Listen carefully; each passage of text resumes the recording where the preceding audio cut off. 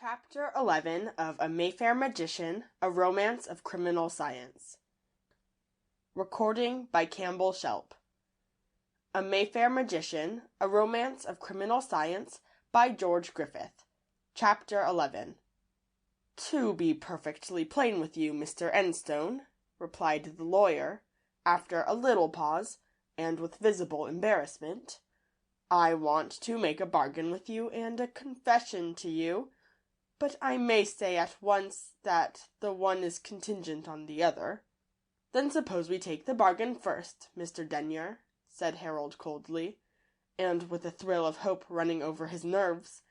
"And let me say before you begin, that if you are in a position, as I somehow have an idea you are, to throw light upon the mystery of Sir Godfrey's death, and you can satisfy me that you had no active hand in it, I will pay anything in reason for proofs that will stand legal tests, and hold my tongue about the confession as you call it. What is the figure?" "Permit me to first explain my position, Mr. Enstone," he replied, passing his handkerchief over his forehead. "You will not fully understand the circumstances unless I do." Harold nodded, and he went on. "It is a painful thing for a man to have to say of himself, but the truth is that, like a good many other men who have had a hard and unequal fight with adverse fortune, I have been, as I may put it, driven off the lines. In other words, it is the old story, Mr. Enstone, the old story. Unhappy speculations, losses, debts, and then worse.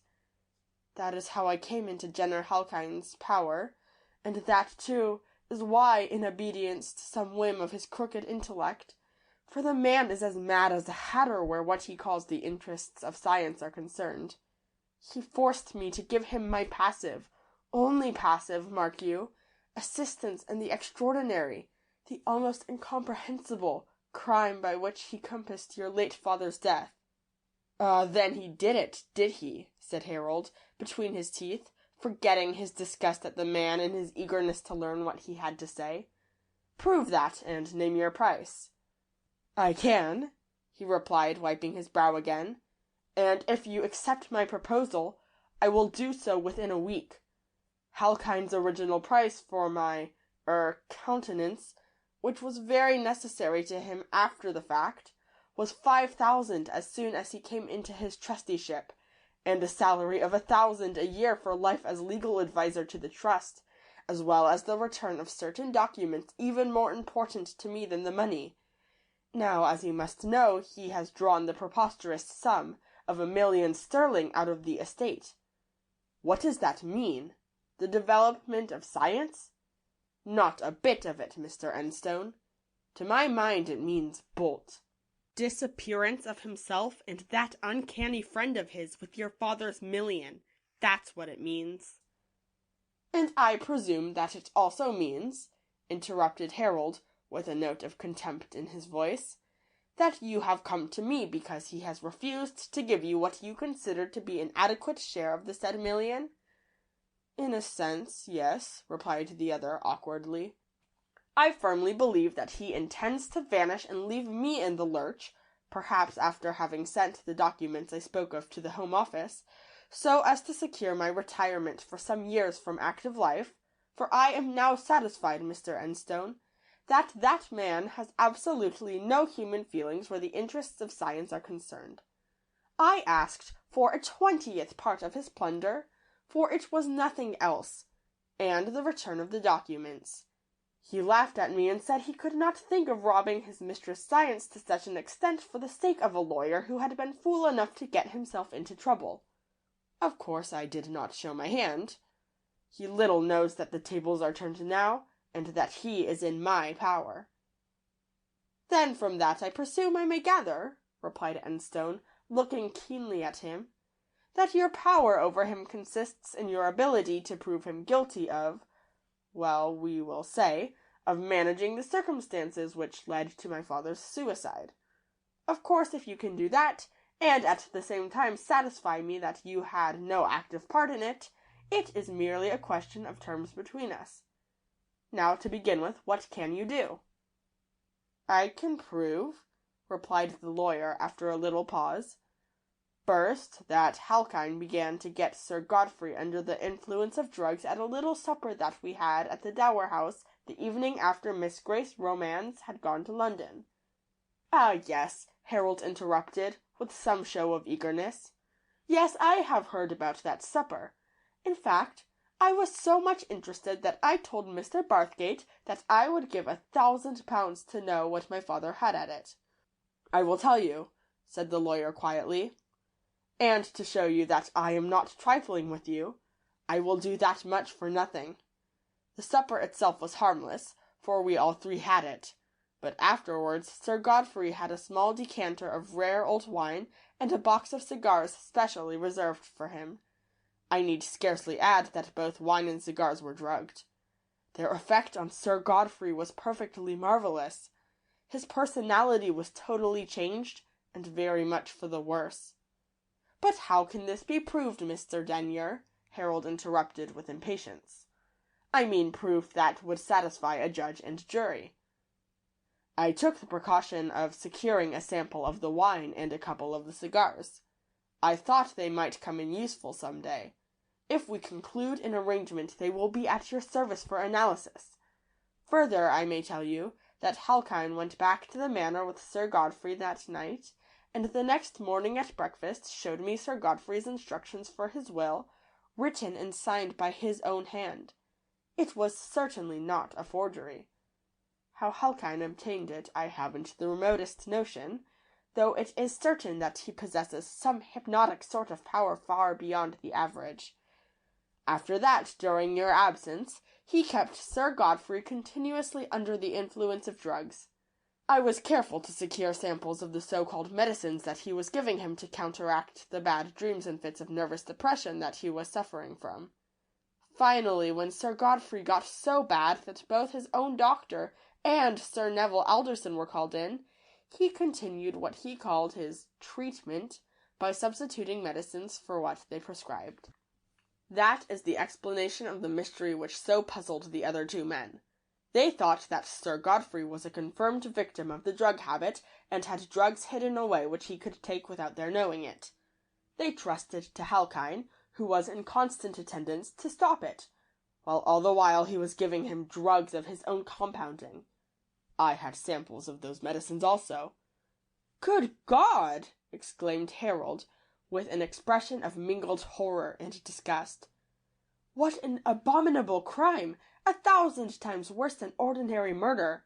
And you who pose before the world as a respectable man, you a husband and a father, knew that this unspeakable villainy was going on under your eyes, and never spoke a word or moved a finger to stop it, to save the life of a man who had never harmed you, whose bread you had eaten.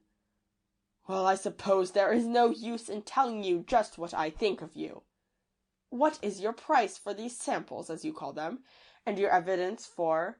Of course, we must have that. Mr. Denyer's plump and usually rosy countenance changed to a sallow pallor at the word evidence.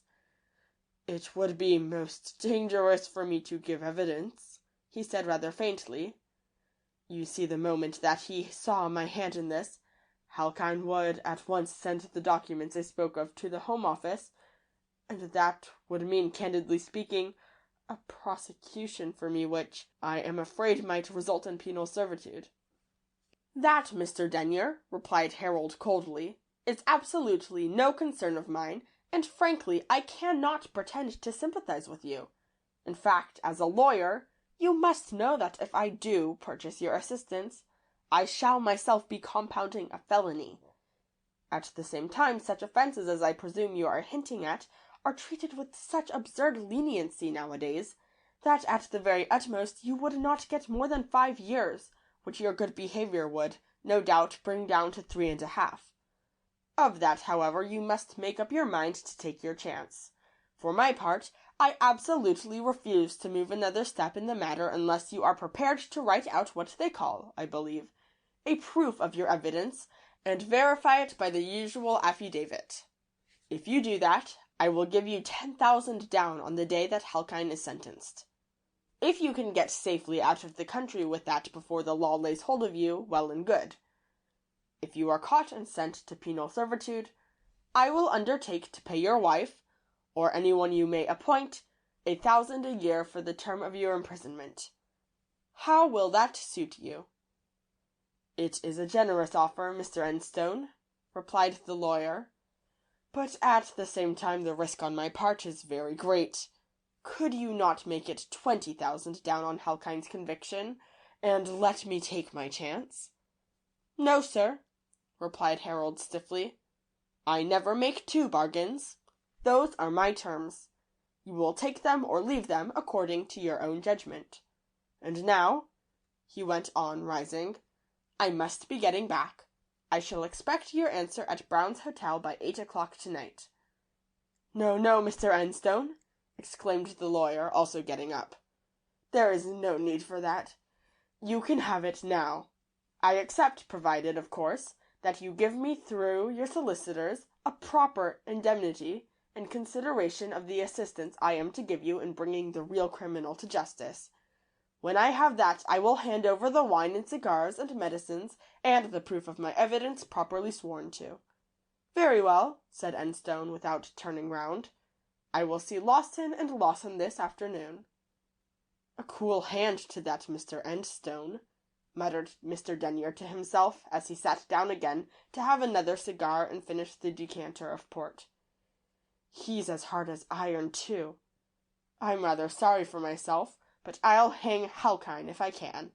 It isn't safe that a man like that should be allowed to run loose. I wonder if he'd have paid up if he'd known. Not he. He and that uncanny friend of his would have mesmerized me or something between them and then put me quietly out of the way. No, I think I've done wisely, even if I have to retire from the world for a few years. At any rate, I shall start again with 10 or 12,000 and a clean slate." When he left the club, he saw a tall, spare Hindu, clad in the usual tight-fitting white linen trousers and tightly buttoned frock coat, walk slowly past the entrance. The white turbaned head turned and a pair of coal-black eyes shot one swift glance at him. Mr. Denyer saw the man, but did not notice the glance. There were plenty of Orientals in London just then, and he was so preoccupied with his own thoughts that he took no notice of this particular one.